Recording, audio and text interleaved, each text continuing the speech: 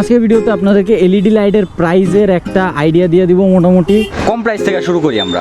আর এই হচ্ছে এলইডি লাইটটা। এখন আপনাদেরকে বলি এই লাইটের ফিডব্যাক সম্পর্কে।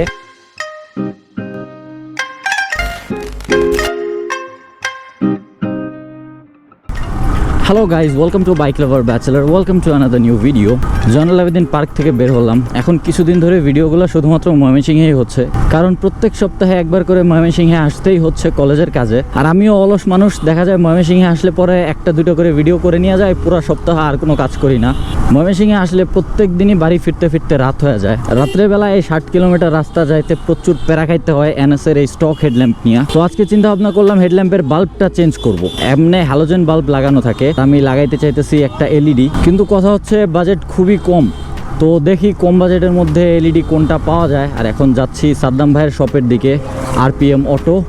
এইটুকু রোডের জ্যাম হচ্ছে ময়মনসিংহের বিখ্যাত জ্যাম, মানে বাংলাদেশে আর কোথাও জ্যাম না থাকুক, এই কালীবাড়ি রোড তারপরে গাঙ্গিনাপাড় এই কটা জায়গায় জ্যাম থাকতেই হবে। গাঙ্গিনাপাড়ে একটু বেশি জ্যাম থাকে, তো একটু খুশি হয়েছিলাম যে আজকে এদিক দিয়ে যাবো, গাঙ্গিনাপাড় দিয়ে যেতে হবে না, তো জ্যামে পড়তে হবে না। পরে দেখি ও মা, এদিকে তো আরও বেশি।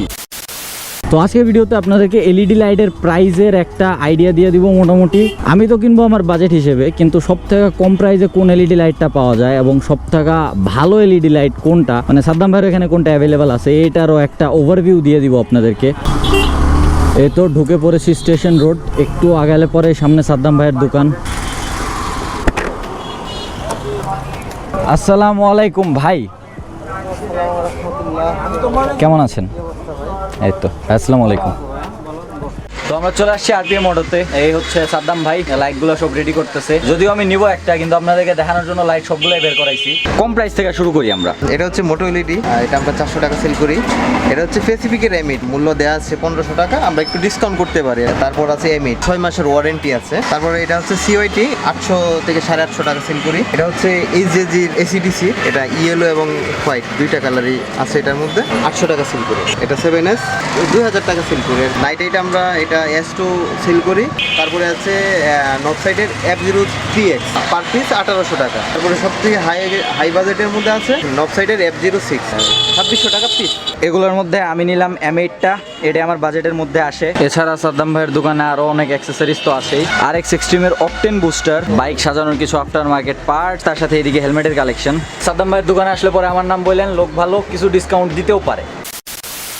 তো লাইট নেওয়া শেষ, এখন আরপিএম অটো থেকে যেতে হবে শাওন ভাইয়ের এখানে, আকুয়া বাইপাস 13 GP1। আমি প্রত্যেকবার অলিতে গলিতে হারায়া যাই, তারপরেও এবার সাহস করে এদিক দিয়ে আসছি, দেখি এবারও হারায়া যায় নাকি ঠিক মতো যাইতে পারি। তো এখন চলুন একবারে দেখা হচ্ছে শাওন ভাইয়ের এখানে যায়া। তো গাইস ফাইনালি এলইডি লাইট আনলাম M8 এটা। আর এটা কেমন হবে জানি না, এলইডি লাইট সম্পর্কে আমার তেমন কোনো অভিজ্ঞতা নাই। সাদ্দাম ভাই এটাই সাজেস্ট করলো বাজেট হিসেবে, তো আমি এটাই নিয়ে আসলাম। আর এটার সাথে গ্যারান্টি আছে 6 মাসের। 6 মাসের মধ্যে যদি কোনো কিছু হয় তাহলে রিপ্লেস করে দিবে। হেডল্যাম্পের লাইটটা চেঞ্জ করার মেইন যে কারণটা, সেটা হচ্ছে এনএসের যে স্টক হেডল্যাম্পটা, ওটার লাইট রাত্রেবেলা চলতে গেলে দেখা যায় সামনে থেকে যখনই কোনো একটা গাড়ির লাইট আসে আর কিচ্ছু দেখা যায়। আর এখন আমার লাইট লাগাই দেয় না, এখানে এসে বসে আছি 2 ঘন্টার মতো। প্রত্যেক দিনই আমার বাইক খালি সিরিয়ালের পিছনে পড়ে। তো এখন চলেন এলইডি হেডল্যাম্প ইনস্টল করি। আচ্ছা, স্টক হেডল্যাম্পের লাইটটা একটু দেখাই আপনাদেরকে।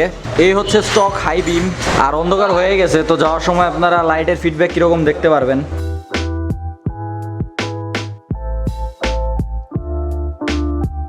এটা ছিল স্টক লাইট, আর এই যে এটা হচ্ছে এলইডি লাইটটা, আর এই হচ্ছে এলইডি লাইটটা। এখন ক্যামেরাতে তো ডিফারেন্স হালকা বোঝা যাচ্ছে, বের হওয়ার পরে বলতে পারবো যে আসলে এই ডিফারেন্স কতটুকু হয়েছে লাইটে। FZ version 1 without exhaust.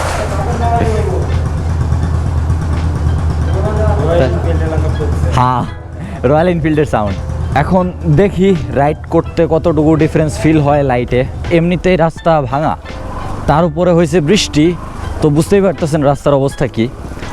আর এইটুকুতে আমার এই লাইটের ফার্স্ট ইমপ্রেশন হচ্ছে খুব বেশি ভালো না। ক্যামেরায় দেখা যাইতেছে কিনা যায় না, বাট স্টক থেকে যে খুব বেশি ডিফারেন্স তা না। এইটুকু জায়গার মধ্যে রোড লাইটগুলো খুবই ভালো, তো এইখানে একটু ব্লগ করা যাবে। এখন আপনাদেরকে বলি এই লাইটের ফিডব্যাক সম্পর্কে। মোটামুটি 15-20 কিলোমিটারের মতো এই লাইট দিয়ে চলে এসেছি। আর এতক্ষণ পর্যন্ত এই লাইটের ফিডব্যাক যেরকম দেখলাম, লাইটের লো বিম খুবই ভালো। এই যে এখন লো বিমে দেওয়া আছে, লো বিম খুবই ভালো, কিন্তু যখনই আপনি হাই বিমে দিবেন, হাই বিমটা খুব একটা বেশি ভালো না। আচ্ছা দাঁড়ান, একটু অন্ধকার জায়গায় গিয়ে তারপরে বিষয়টা দেখাই। তো গাইজ, এখন এখানে কোনো প্রকার এক্সট্রা লাইট নাই, আমি এখন আছি মধুপুর গড়ের ভেতরে। তো তখন যেখানে কথা বলতেছিলাম তারপরে আরও প্রায় কিলোমিটার 20 মতো চলে এসেছি। এখন লাইটটা আছে লো বিমে, তো লো বিমটা আগের থেকে অনেকটাই বেটার হয়েছে। বাট যদি হাই বিমটার কথা বলি, হাই বিমটা এখন যেরকম দেখা যাচ্ছে, আমি যদি আরেকটু স্পিডটা ইনক্রিজ করি তাহলে এই হাই বিমে আমি ঠিকমতো বাইক চালাতে পারি না। মানে স্টক লাইটের থেকে এটা বেটার, বাট এটা খুব বেশি ভালো না।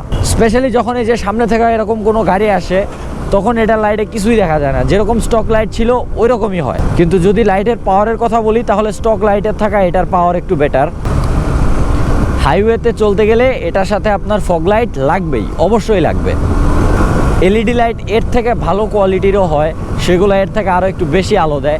স্পেশালি এই হাই বিমের সমস্যাটা হচ্ছে হাই বিমটা খুব বেশি দূর পর্যন্ত যায় না, আর উপরের দিকে কম আলো দেয়।